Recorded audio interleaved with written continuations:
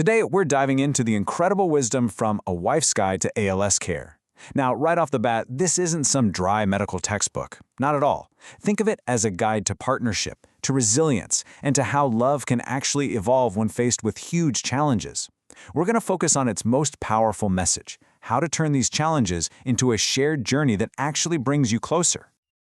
This quote, it just says it all, doesn't it? It sets the tone perfectly. The journey it's talking about isn't about loss. It's about transformation. It's this incredible opportunity to strengthen your bond, to find brand new ways to connect, and to face this profound change not as a patient and a caregiver, but as a real dedicated team. So, that sounds great, but how does it actually work? Well, the guide's central idea is all about reframing the experience. Instead of seeing it as a burden, it's about viewing it as a new phase of your partnership, an evolution that, and this might be surprising, can lead to an even deeper connection than you had before. And the bedrock of that whole evolution? It's open, honest communication. This is presented as the absolute, non-negotiable first step, making the time to really talk about needs, fears, and hopes without any judgment. That's what builds the foundation of mutual support that everything else is going to rest on.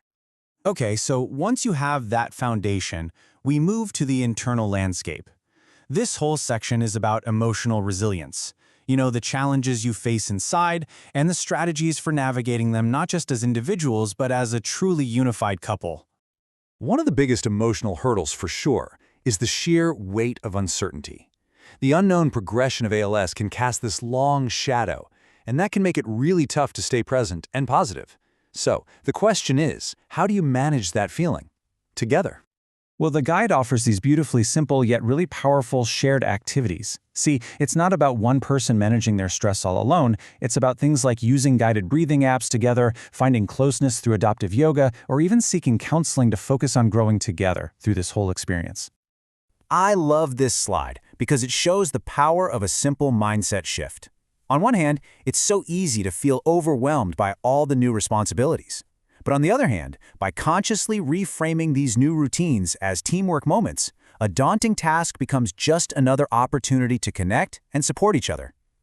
And this brings us to a super important point. Self-care is not selfish. The guide really emphasizes that for the caregiver, taking time for yourself, whether it's to journal, connect with other people, or just pursue a hobby, it's essential. It's about recharging your own battery so you can bring your best self to the partnership. Okay, so from the inner world of emotions, let's pivot to the outer, physical world.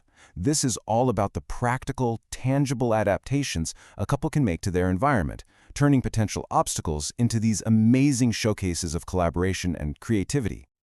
And look at these solutions. They're not just about making things easier, they're about preserving independence and even finding some joy in it all. Magnetic shirts are empowering. Turning mealtime into a fun chef night adds a spark. And yeah, framing the use of a sliding board as a moment of teamwork, that completely transforms the dynamic. Ultimately, what all these practical changes are about, installing ramps, grab bars, setting up smart home devices, is that they're framed as joint projects. The goal is to co-create a home that isn't just accessible, but is a true sanctuary that enhances the quality of life for both partners. So we've covered the internal and the external worlds. Let's talk now about the world you share together. This section is all about actively nurturing your social life and redefining what intimacy means so you can maintain and even deepen that essential bond. An ALS diagnosis doesn't have to mean isolation. The focus here is all on being proactive, taking steps to keep your social circle vibrant, from hosting friends at home to planning accessible trips. It's about finding new ways to share the world with others together. And this is such a profound redefinition. The guide suggests that intimacy evolves. It moves way beyond just the physical to include a much broader, richer connection that's built on creative expressions of love and shared emotional experiences. So the question becomes, what do those expressions even look like? The guide offers these beautiful, concrete examples. It's about the deliberate acts of connection, writing down your feelings, celebrating your history together in a scrapbook, or just creating a romantic atmosphere at home. It's about finding this profound tenderness in the simplest of moments. All right, our final section tackles a subject that can feel a little daunting: long-term planning. But once again, the guide frames this not as something to be feared, but as a proactive and incredibly empowering act of love and foresight. These steps, from discussing advance directives to planning the estate, they're presented as things you do together. It's all about honoring your partner's wishes and securing peace of mind for both of you. And notice how it's paired with legacy building, actively creating new memories and celebrating life right here, right now. And that really is the crucial point. This future planning, it's positioned as an act of liberation. By tackling these topics together, you remove a huge source of anxiety, and that frees you both to focus entirely on the joy, the love, and the connection that's available in the present moment. And that brings us to our final thought. After seeing how a partnership can evolve and deepen through the shared resilience, creativity, and communication, it kind of leaves us with this one big question.